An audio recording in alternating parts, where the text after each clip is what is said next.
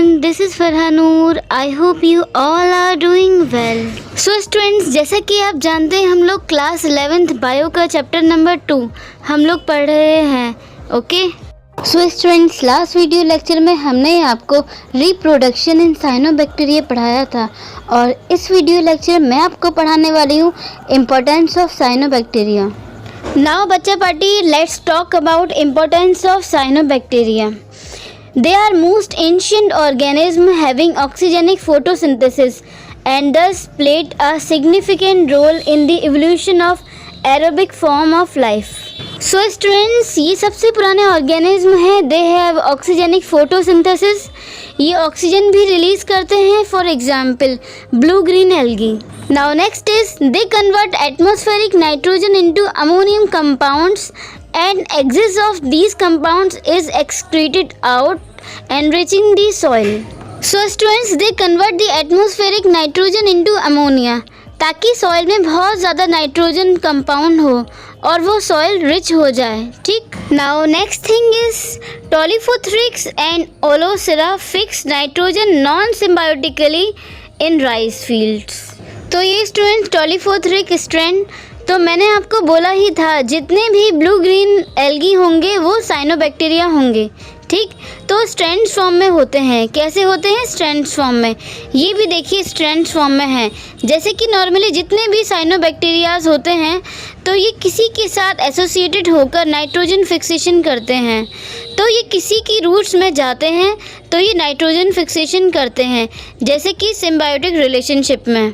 पर टॉलीफोथरिक्स and aulosira दो ये ऐसे साइनोबैक्टीरिया हैं जो रहें या नहीं रहें किसी के साथ, ये सॉइल में नाइट्रोजन फिक्सेशन करके सॉइल में नाइट्रोजन कंपाउंड को एनरिच करके सॉइल को देते रहते हैं. इसमें सॉइल का फ़ायदा है. नाउ मूविंग ऑन, साइनोबैक्टीरिया जैसे कि आपका एनाबेना और नॉस्टॉक, ये सॉइल को रीजनरेट करते हैं. ठीक. सॉइल को जैसे कि ज़िंदा रखते हैं. नाइट्रोजन कंपाउंड ये मिलाएंगे तो ज़िंदा रहेगी सॉइल, तो अच्छा रहेगा ना. ठीक. ये डैम्प और एक्वाटिक हैबिटेट में भी रह सकते हैं, मतलब दलदल और एक्वाटिक हैबिटेट में भी रह सकते हैं. और ये कहीं भी, जैसे कि चावल है, जैसे चावल के खेतों में रहेंगे ना तो ये चावल में नाइट्रोजन बढ़ाएंगे, और अगर ये पानी में रहेंगे तो भी ये पानी में काम कर सकते हैं. Now next is cyanobacteria associated in symbiotic relationship with almost every group of plant. हमेशा याद रखिए एनाबेना जो है वो मेनली किसकी सॉइल में रहता है? जहाँ पर चावल लगा रहता है. चावल का जो आसपास का एरिया होता है वहाँ ये नाइट्रोजन को बढ़ाता है. तो अगर आप सोच रहे हैं कि साइनोबैक्टीरिया सिर्फ सॉइल के नाइट्रोजन को बढ़ाता है तो बच्चों ऐसा नहीं है.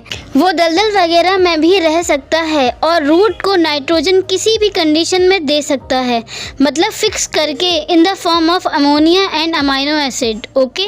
Now some cyanobacteria serve as food to several aquatic animals. Spirulina is edible, non toxic, fast growing cyanobacterium. It is cultivated in tanks as source of protein-rich animal food. जैसे सिंगल सेल प्रोटीन स्पाइरुलिना, ये ऐसा cyanobacteria होता है जिसे हम as it is खा लेते हैं. आई बात समझ में? Which is called as single cell protein और दी स्पाइरुलिना. ये एडिबल होता है, नॉन टॉक्सिक होता है. Now, extract of limbia is used for the manufacture of antibiotic.